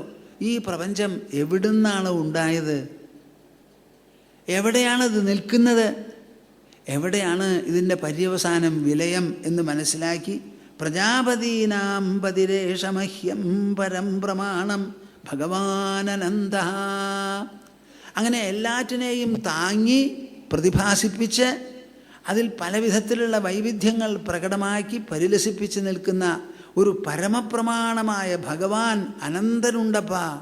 ആ അനന്തനാണ് എനിക്ക് ആശ്രയം, എൻ്റെ മനസ്സിനുള്ളത്. അത് വിട്ട് ഒന്നും എനിക്കിവിടെ ആവശ്യമില്ല. നമ്മളെല്ലാവരും അതിനെ ആശ്രയിച്ച് കഴിയുന്നവരാണ്. ആ ആശ്രയത്തെ എത്രയും വേഗം അല്ലെങ്കിൽ എത്രയും വൈകിട്ട് മനസ്സിലാക്കിയോ അത്രയും നല്ലത്. ആ ഭഗവാനെ തള്ളിക്കളഞ്ഞിട്ട് ഇവിടെ വേറെ ഒരു ചോദ്യമില്ല, ഒരു ശിശുത്വമില്ല, ഒരു യുവത്വമില്ല, ഒരു ഗാർഹസ്ഥ്യമില്ല, ഒരു സന്യാസമില്ല, ഒരു വാനപ്രസ്ഥമില്ല. എല്ലാം തന്നെ നിൽക്കുന്നത് ഈ അനന്തനായിരിക്കുന്ന ഭഗവാനെ ആശ്രയിച്ചാണ്. അതാണ് എനിക്ക് പരമപ്രമാണം എൻ്റെ ജീവിതത്തിൽ. അല്ലാതെ ഒരു ഭാര്യയോടുകൂടി അങ്ങനെ നീണാൾ വാഴുന്നതല്ല, കുട്ടികൾക്ക് പിതൃത്വം നൽകി അങ്ങനെ വാഴുന്നതല്ല. അല്ല അല്ല അല്ല. എൻ്റെ മനസ്സിൽ എപ്പോഴും ഞാൻ അഭിലഷിക്കുന്നത് അനന്തരായിരിക്കുന്ന ഈ ഭഗവാനെ എൻ്റെ മനസ്സിൽ പേറി പേറി നടക്കണം. അദ്ദേഹത്തോടു കൂടി യോജിക്കണം, ലയിച്ചു ചേരണം.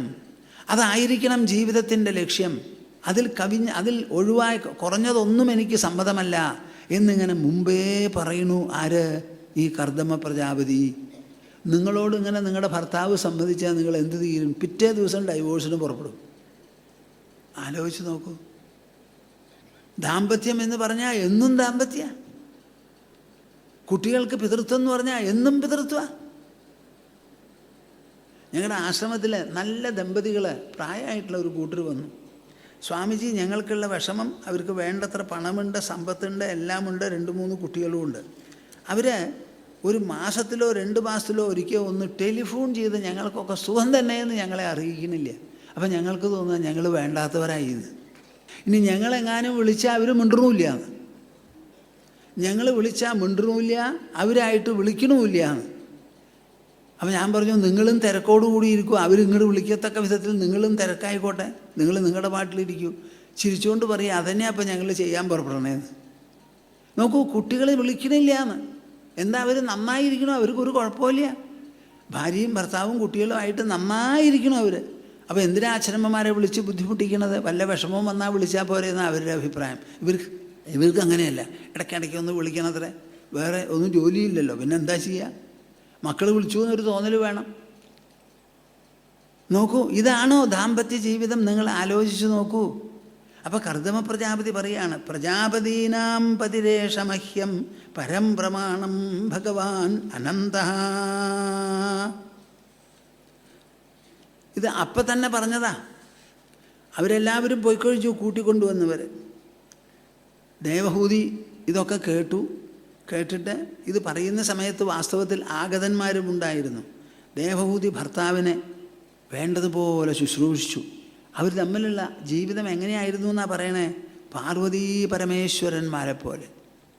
പാർവതി എങ്ങനെ പരമശിവനെ ശുശ്രൂഷിച്ചോ അതേപോലെ ശുശ്രൂഷിച്ചു. അപ്പോൾ ഭാര്യ ഭർത്താവിനെ പരമേശ്വരനാക്കി, അവർ പാർവതിയുമായി. അങ്ങനെ പാർവതീ പരമേശ്വരന്മാർ തമ്മിൽ എങ്ങനെ യോജിച്ചിരുന്നുവോ അത്ര ഭംഗിയായിട്ടിരുന്നു. ഈ പാർവതീ പരമേശ്വര ദാമ്പത്യത്തെപ്പറ്റി കാളിദാസൻ വളരെ ഭംഗിയായിട്ട് പറയുന്നുണ്ട്.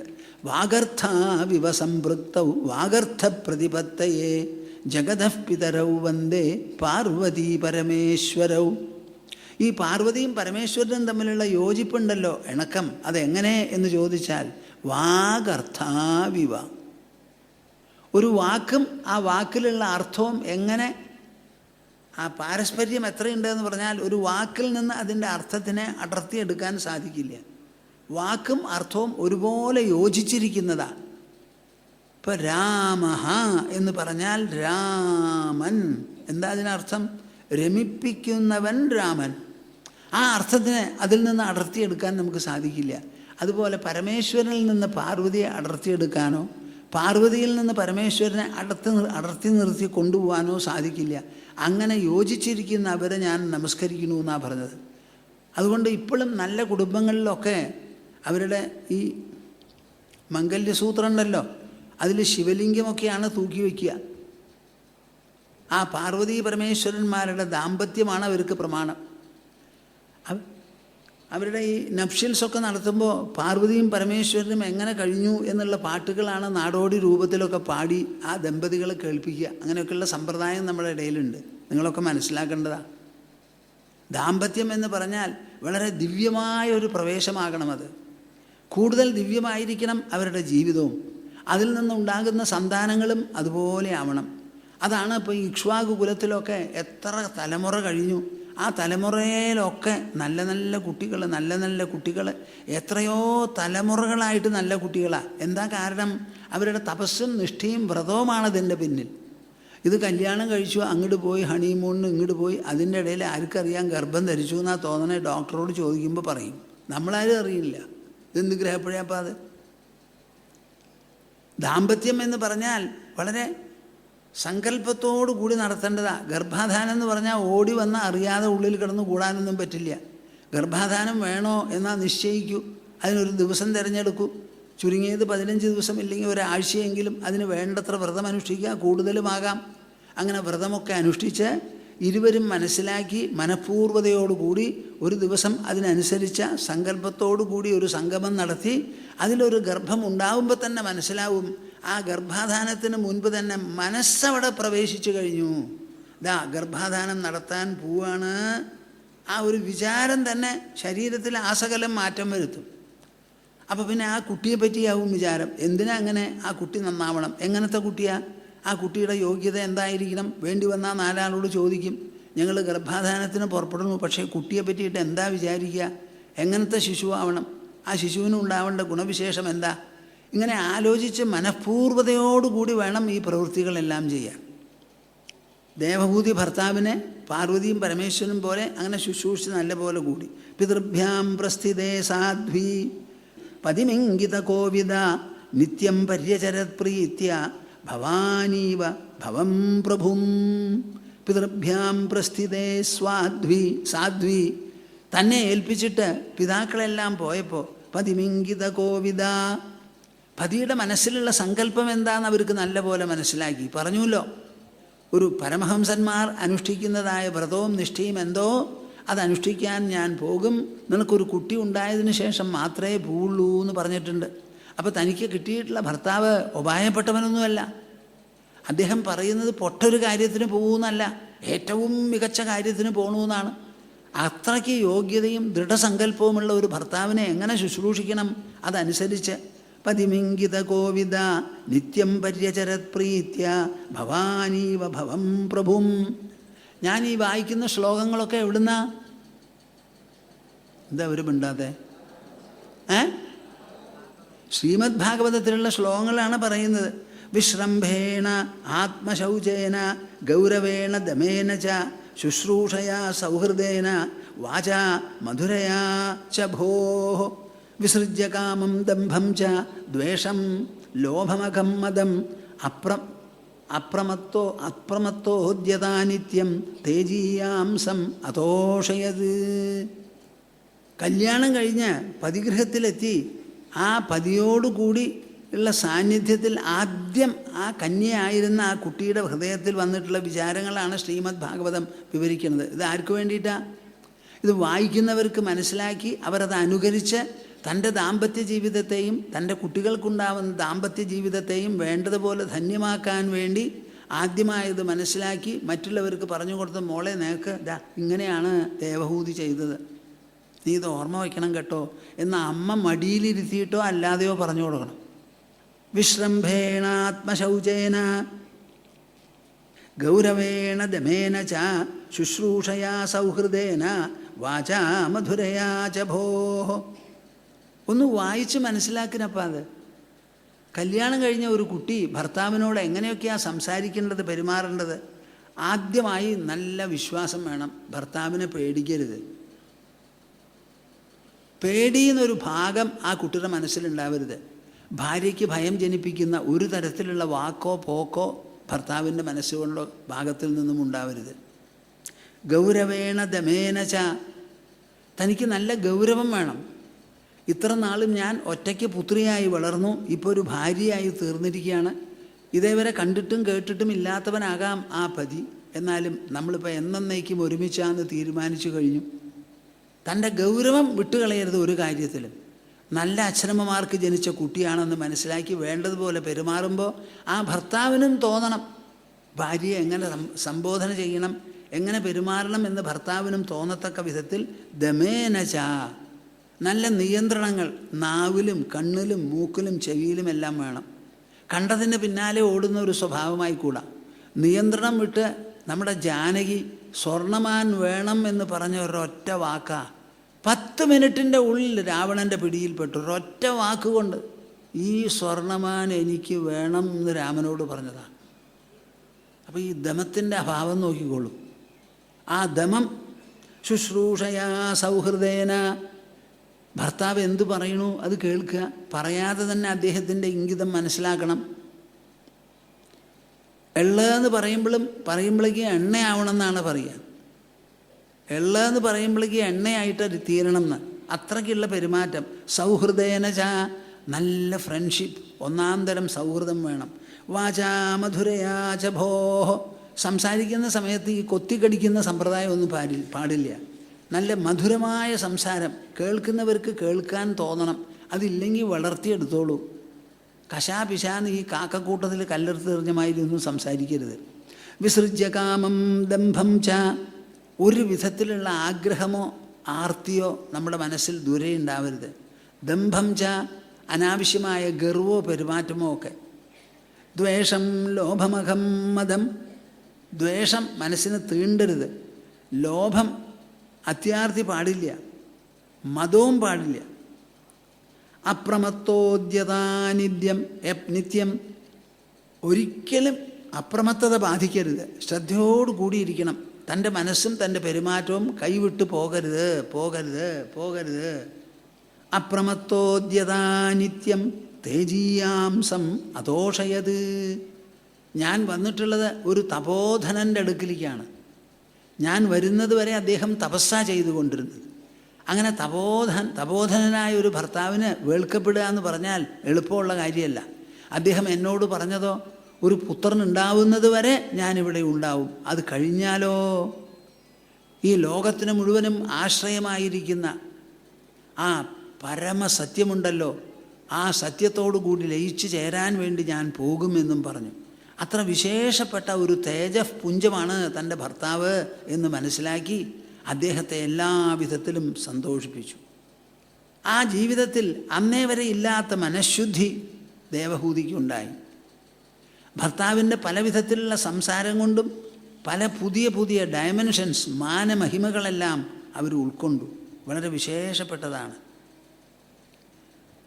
കുറേ കാലം ഇങ്ങനെ ശുശ്രൂഷിച്ച് ആ ശുശ്രൂഷയിൽ വളരെ തൃപ്തനായിരിക്കുന്ന ഭർത്താവ് എന്തു ചെയ്തു? ആ ഭാര്യയെ വിളിച്ച് വളരെയധികം അഭിനന്ദിച്ച് അനുമോദിച്ചു. നിൻ്റെ ശുശ്രൂഷയിൽ ഞാൻ വളരെ സന്തോഷം എനിക്ക് തോന്നുന്നുണ്ട്, വളരെ സന്തോഷം തോന്നുന്നു, ഞാൻ വളരെ തൃപ്തനാണ്.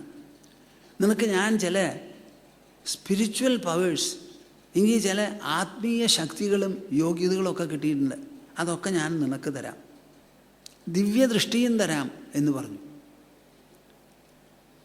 വളരെയധികം കഴിഞ്ഞ് നല്ല പോലെ തൃപ്തിയായി സന്തോഷിച്ചപ്പോൾ പറഞ്ഞതാ.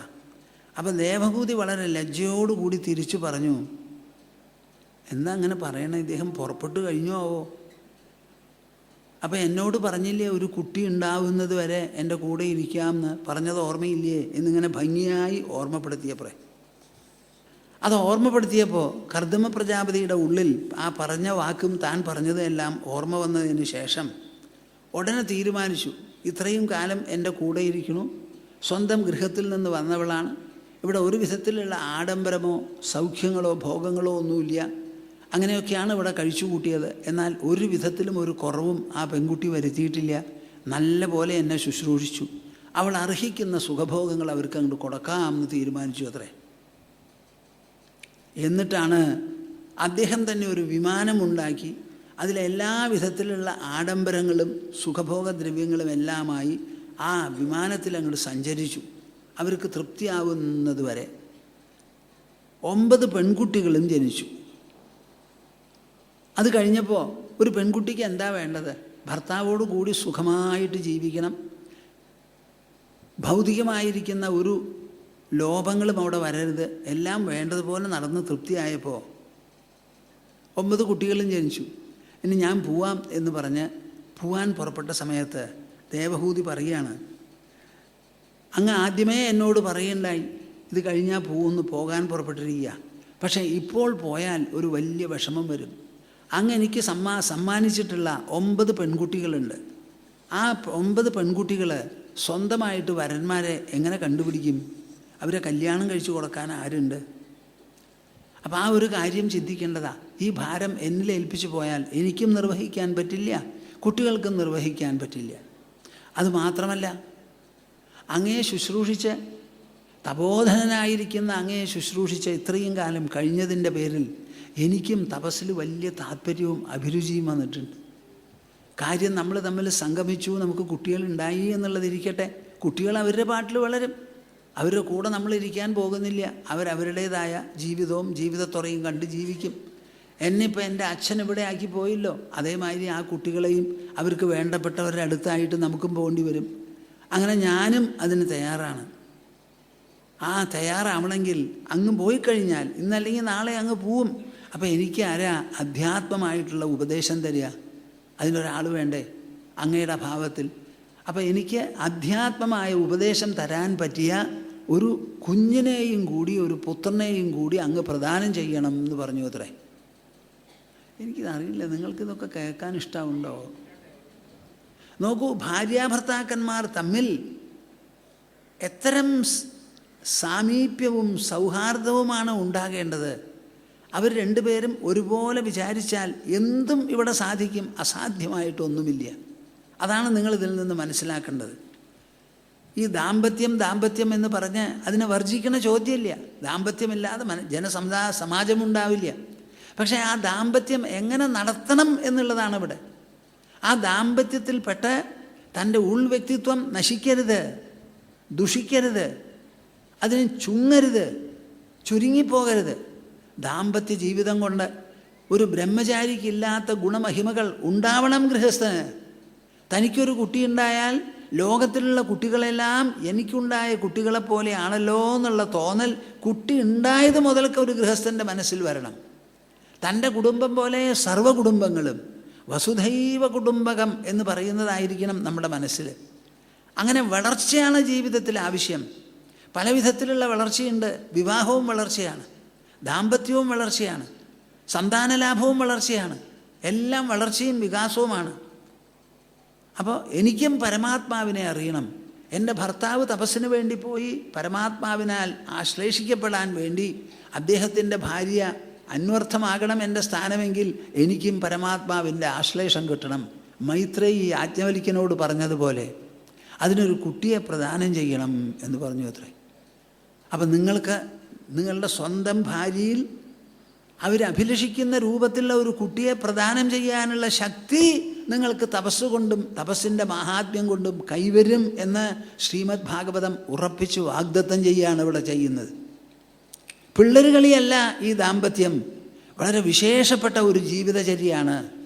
സാധാരണ ഒരു ബ്രഹ്മചാരിക്കോ നൈഷ്ഠിക ബ്രഹ്മചാരിക്കോ ഉണ്ടാകാവുന്ന നേട്ടത്തിനേക്കാൾ കൂടുതലായിരിക്കണം ഒരു ഗൃഹസ്ഥന് ഗൃഹസ്ഥാശ്രമം കൊണ്ട് കിട്ടുന്ന നേട്ടം. ഒരു പക്ഷേ നിങ്ങളോടിത് ആരും പറഞ്ഞു എന്ന് വരില്ല. പക്ഷേ ഭൂമാനന്ദ സ്വാമിജിക്ക് ഇത് പറയാൻ വളരെ നിർബന്ധമാണ്. ഗൃഹസ്ഥ മനസ്സ് സർവ്വ ആശ്രമങ്ങളും ആശ്രയിച്ചിരിക്കുന്നത് ഗൃഹസ്ഥാശ്രമിയാണ്. ബ്രഹ്മചാരിയും ഗൃഹസ്ഥനും വാനപ്രസ്ഥനും സന്യാസിയും എല്ലാവരും ഗൃഹസ്ഥാശ്രമത്തെ ആശ്രയിച്ചാണ് ജീവിക്കുന്നത്. ആരാണ് ഭിക്ഷ കൊടുക്കുന്നത് സന്യാസിക്ക്? എവിടെയാണ് സന്യാസി ഭിക്ഷ യാചിക്കുന്നത്? ഗൃഹസ്ഥൻ്റെ മുൻപിലാണ്. അങ്ങനെ എല്ലാവരും ഗൃഹസ്ഥാശ്രമത്തെ ആശ്രയിച്ചിരിക്കുന്നു. അതത്ര വിശേഷപ്പെട്ടതാണ്. അത് മനസ്സിലാക്കി അങ്ങൊരു മഹാജ്ഞാനിയാണ്. ആ മഹാജ്ഞാനിയോട് ഞാൻ പെരുമാറിയത് കുറെ തെറ്റായിപ്പോയി. ഒരു പക്ഷേ എൻ്റെ മനസ്സ് അറിഞ്ഞിട്ടുണ്ടായിരുന്നില്ല. ആഡംബരങ്ങളും സുഖങ്ങളുമെല്ലാം എനിക്ക് പ്രദാനം ചെയ്തപ്പോൾ എൻ്റെ കൂട്ടത്തിൽ അങ്ങോട്ട് വീണുപോയി എന്നൊരു പക്ഷേ ഞാൻ വിചാരിച്ചു കാണും. ഇപ്പോൾ 9 കുട്ടികളുണ്ടായി, വിമാനം നിർത്തി താഴത്തിറങ്ങിയിട്ട് അങ്ങ് പറയണത് എന്താ? ഞാൻ എന്താ പോവായി എന്നാ. ഏത് പിതാവിനാണ് ഇത് സാധിക്കുക? ഏത് ഭർത്താവിനാണ് ഇത് സാധിക്കുക? അപ്പം അങ്ങയുടെ ഉൾമാഹാത്മ്യം മനസ്സിലാക്കാതെ ഞാൻ പെരുമാറിയതാണ്, എന്നെ ക്ഷമിക്കണേ. പക്ഷേ ഒരു കാര്യമുണ്ട്. ഈ മനുഷ്യന് സംഘം എന്ന് പറഞ്ഞാൽ എന്താ? മറ്റൊരാളുമായിട്ടുള്ള അടുപ്പം, ഒട്ടൽ. ആ ഒട്ടൽ അനർത്ഥകരമാണ് എന്നുണ്ടെങ്കിലും മഹാത്മാക്കളുമായിട്ടുള്ള സംഘം എപ്പോഴും ഉത്തരകമാണ്. അത് നമ്മളെ ഉയർത്തുന്നതാണ്. അപ്പം ഞാൻ എൻ്റെ മൂഢത കൊണ്ട് അങ്ങയോട് സംഘം പുലർത്തിയെങ്കിലും അങ്ങ് പരമദിവ്യനായതിനാൽ ആ സംഘം അന്വർത്ഥമാണ്. അതുകൊണ്ട് എനിക്ക് നേട്ടമേ ഉണ്ടാവുള്ളൂ എന്ന് പറയും.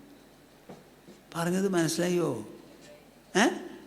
സംഗോയ സംസൃതേർഹേതു അസത്സു വിഹിതോ അധിയ സയേവ സാധുഷു കൃതോ നിസ്സംഗത്വായ കൽപ്പതേ. ഇതാണ് അവിടെ മൂല്യമായിട്ട് ശ്രീമദ് ഭാഗവതം വ്യാസമഹർഷി അവതരിപ്പിക്കുന്നത്. സംഗോയ സംസൃതേർഹേതു, ഒന്നിന് മറ്റൊന്നിനോട് തോന്നുന്ന സംഘമാണ് ഈ സംസാരത്തിന് തന്നെ, ലോകത്തിന് തന്നെ കാരണം. ലോകത്തിന് തന്നെ കാരണം അതാണ്. മറ്റൊന്നിനോട് നമുക്ക് തോന്നുന്ന ആ ഒട്ടലുണ്ടല്ലോ സംഘം.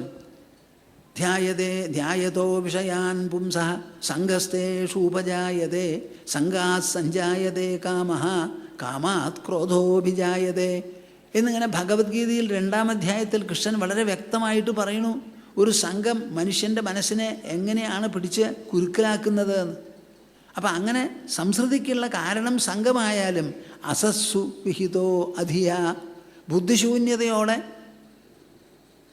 അസത്സു നല്ലതല്ലാത്ത മനുഷ്യരോട് പുലർത്തുന്ന സംഘം. ഇപ്പോൾ പുകവലിക്കാരോടുകൂടി ഒരു പുകവലി ഇല്ലാത്തവൻ സംഘം പുലർത്തിയാൽ എന്തുണ്ടാവും? എന്താ നിങ്ങൾ മിണ്ടാതെ? അയാളും പുകവലിക്കാൻ തുടങ്ങും. മദ്യപരോട് കൂടി സഹവാസം പുലർത്തിയാലോ? അതുമാതിരി ഇന്ദ്രിയ ലോലുപന്മാരോട് കൂടി സംഘം പുലർത്തിയാലോ? അതേമാതിരി ഒരു പ്രവണത നമുക്കും വരും, അറിയാതെ വന്നുകൂടും. അപ്പോൾ സയേവ സാധുഷു കൃതോ നിസ്സംഗത്വായ കൽപ്പതേ. സ ഏവ സാധുഷു കൃതോ. അതേ സംഘം ഒരു നല്ല മനുഷ്യനോടോ നല്ല മനുഷ്യരോടോ ആണ് നമ്മൾ പുലർത്തിയത്. ഇവിടെ നിങ്ങളൊക്കെ സത്രശാലയിൽ വന്നിരിക്കുന്നു, ഒരു സംഘം കൊണ്ടാണ് ഇവിടെ വരണത്. അവിടെ ശ്രീമദ് ഭാഗവത തത്വസമീക്ഷാ സത്രം നടത്തണു, പലരും വന്ന് സംസാരിക്കണു, ഭാഗവതത്തിൻ്റെ ഗഹനമായ വിഷയങ്ങളാണ് പ്രതിപാദിക്കുന്നത്. വളരെ വിശേഷപ്പെട്ടതാണ്, ഒരു അമൃതധാരയാണത്. അതിൻ്റെ 4 തുള്ളിയെങ്കിലും നമുക്ക് ആസ്വദിക്കാൻ സാധിച്ചാൽ വളരെ വിശേഷമാണ്. നമ്മുടെ ജീവിതം ധന്യമാകും, കുടുംബത്തിനും മറ്റു തലമുറകൾക്ക് പോലും പ്രയോജനപ്പെടും എന്ന് വിചാരിച്ച് സംഘത്തോടു കൂടിയാണ് നിങ്ങൾ വരുന്നത്. ഇതും സംഘം തന്നെയാണ്. പക്ഷേ ഈ സംഘം കൊണ്ടോ നിങ്ങൾക്ക് വലിയ നേട്ടം ഉണ്ടാവുന്നത്. കാര്യം സംഘമാണ്. സ ഏവ സാധുഷു കൃതോ നിസ്സംഗത്വായ കൽപ്പതേ. നല്ല മനുഷ്യരോടാണ് ഈ സംഘം തോന്നിയത് എന്നുണ്ടെങ്കിലോ മനുഷ്യൻ്റെ മനസ്സിൽ നിസ്സംഗത്വം ഉദിക്കും. നമുക്ക് ഈ തോന്നുന്ന ആശാപാശങ്ങളും പിടിവലികളുമെല്ലാം ശരിയല്ല, ശരിയല്ല, ശരിയല്ല. ലോകം മുഴുവനും നശ്വരമാണ്, ക്ഷണികമാണ്. ആ ക്ഷണിക വസ്തുക്കളോടാണ് നമുക്ക് തോന്നുന്ന ആകർഷണ വികർഷണങ്ങൾ. എന്നാൽ നമ്മളോ ഈ ക്ഷണിക ലോകവസ്തുക്കളോട് ആകർഷണ വികർഷണങ്ങൾ തോന്നിക്കുന്ന ഇന്ദ്രിയങ്ങൾ, ഇന്ദ്രിയ തലം, അതൊക്കെ ശരീരത്തിലാണ്. നാം ശരീരമല്ലാത്ത ഉൾത്തലമാണ്. ആ ഉൾത്തലത്തിൽ ഇതൊന്നുമില്ല എന്നുള്ള ബോധം അവർ പറഞ്ഞ് മനസ്സിലാക്കി തരും. അതില്ലാത്തൊരു അധ്യാത്മ പ്രസംഗമില്ല. എവിടെ അധ്യാത്മമുണ്ടോ അവിടെ ഈ ശരീരമല്ല നമ്മൾ, ശരീരമല്ല നമ്മൾ, ശരീരമല്ലാത്തൊരു വ്യക്തിത്വം നമുക്കുണ്ട്. അതിനെ നിങ്ങൾ മനസ്സിലാക്കൂ, ഉണരൂ, ബോധിക്കൂ എന്നുള്ള ആഹ്വാനമാണ് എപ്പോഴും ആധ്യാത്മിക പീഠത്തിൽ നിന്ന് നിങ്ങൾ കേൾക്കുക. അത് വളരെ വിശേഷപ്പെട്ടതാണ്. കർദമൻ പറഞ്ഞു, ഹേയ്, നീ ഇങ്ങനെ സ്വയം നിന്ദിക്കാൻ പാടില്ല, നിന്ദിക്കരുത്. നിനക്ക് വേണ്ടത്ര തപസ്സുണ്ട്. ഇത്രയും കാലം തപസ് ചെയ്ത് ശുശ്രൂഷിച്ചുല്ലോ. കുറച്ചു കാലം മാത്രമല്ലേ നമ്മൾ വിമാനത്തിൽ സുഖഭോഗങ്ങളോട് കൂടി സഞ്ചരിച്ചുള്ളൂ. അതുകൊണ്ട് എന്തു വേണം? നിന്നിൽ തന്നെ സ്വയം ഉള്ളതായ തപോനിഷ്ഠയെ കൂടുതൽ ശക്തമാക്കി നീ തപസ് ചെയ്തോ. ഈശ്വരപ്രസാദത്താൽ നിനക്ക് ഒരു പുത്രനുണ്ടാകും. ആ പുത്രൻ മൂലം എൻ്റെ ഖ്യാതി അടക്കം വിപുലമാകും, കൂടുതൽ വലുതാകും എന്ന് പറഞ്ഞ് അനുഗ്രഹിച്ചു. എന്താണ് നിങ്ങളിതിൽ നിന്ന് മനസ്സിലാക്കുന്നത്? ദാമ്പത്യം എന്ന് പറയുന്ന സർവ്വസാധാരണമായ ഒരു ജീവിതദശയെ, രണ്ടാൾ തമ്മിലുള്ള ഒരു ബന്ധത്തെ ശ്രീമദ് ഭാഗവതം എങ്ങനെ കൈകാര്യം ചെയ്യുന്നു എന്ന് നിങ്ങൾ മനസ്സിലാക്കൂ. അവർക്ക് പുതിയ കാറുകളൊന്നും ഉണ്ടായിരുന്നില്ല. വെറും ഒരു തപസ്വിക്കാണ് കല്യാണം കഴിച്ചു കൊടുത്ത് അച്ഛനമ്മമാർ അവിടുന്ന് ഒരു പോക്ക് പോയത്. പിന്നെ കണ്ടിട്ടുണ്ടോ എന്നെ സംശയമാണ്. അങ്ങനെ ഒരു വിവാഹമായിരുന്നു. ആ വിവാഹത്തിൽ അവരെങ്ങനെ പെരുമാറുന്നു? അങ്ങനെ ഒരു വിവാഹം നടത്തിയാൽ അവർക്കുണ്ടാകാൻ പോകുന്ന നേട്ടം എന്താ? മനസ്സങ്ങോട്ട് നിറയും. മനസ്സ് നിറയുന്നതാണ് നമുക്ക് ആവശ്യം. ധാരാളം വസ്തുക്കൾ 4 ഭാഗത്തും ഉണ്ടെങ്കിലും നമുക്ക് മനസ്സ് ദരിദ്രമാകാം. ഒന്നുമില്ലെങ്കിലും മനസ്സിൽ സന്തുഷ്ടമാവാനും സാധിക്കും. അങ്ങനെ വിശേഷപ്പെട്ട ഒരു സ്ഥിതി ഈ മനസ്സിനുണ്ട്. തൽക്കാലം ഞാൻ നിർത്താം, ഇത് തുടരാം പിന്നെ. ജയതി ജയതി ദേവോ ദേവകീനന്ദനോയം ജയതി ജയതി കൃഷ്ണോ വൃഷ്ണിവംശപ്രദീപഃ ജയതി ജയതി മേഘശ്യാമളഃ കോമളാംഗോ ജയതി ജയതി പൃഥ്വീ ഭാരനാശോ മുകുന്ദഃ.